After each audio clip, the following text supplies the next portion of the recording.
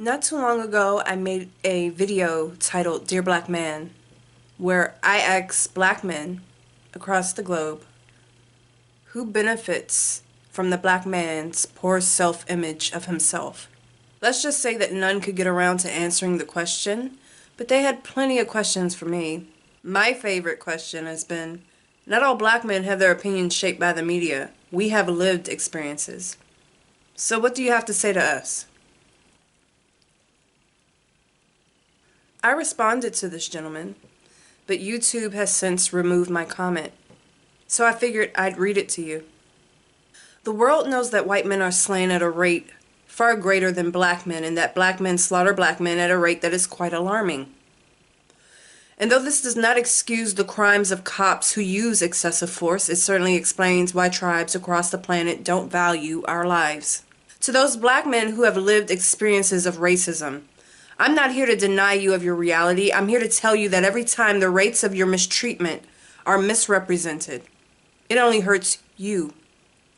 The world has a front row seat as they watch you burn down your neighborhoods, as politicians use your pain as legs to stand on for their campaigns. If you ask me what I have to say to the man whose mind isn't shaped by CNN, I'd say that the energy it takes to become insulted when presented with facts can be the energy that's used to find insult with those Democratic politicians who secretly hope you never overcome, because if you do, they'll be out of jobs.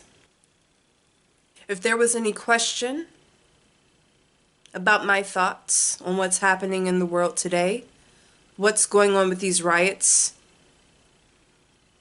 I think I've answered any questions you may have had, right? I refuse to give what's happening in the world today more energy than it deserves. And it's quite embarrassing to be a part of a tribe that resorts to burning down their own neighborhoods. We're on a hamster wheel.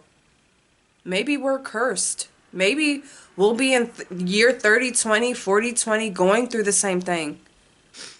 I don't think the world hates black people. I think the world pities us.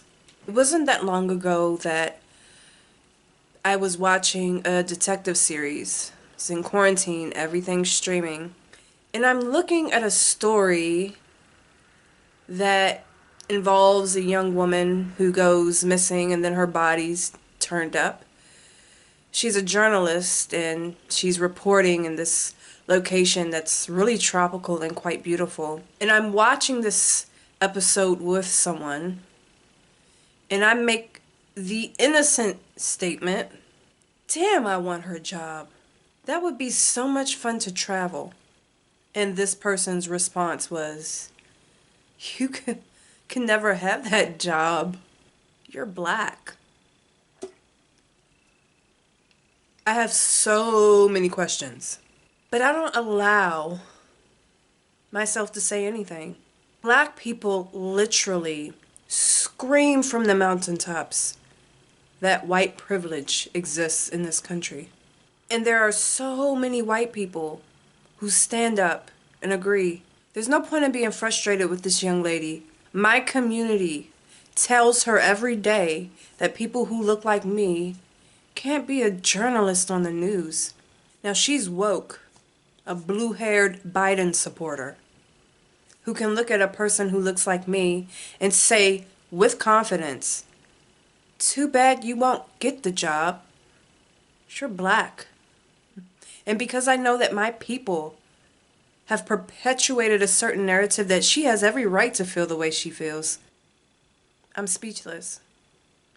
Racism isn't going anywhere, you guys. It can't. It can't go anywhere.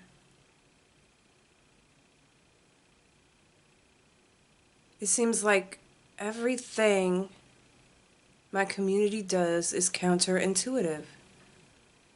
Well, there's hardly any thought leadership. Our more notorious thought leaders are Twitter thugs, influencers who have a blue check mark, who live and breathe confirmation bias. Yeah. I have nothing to add. Stay safe, guys.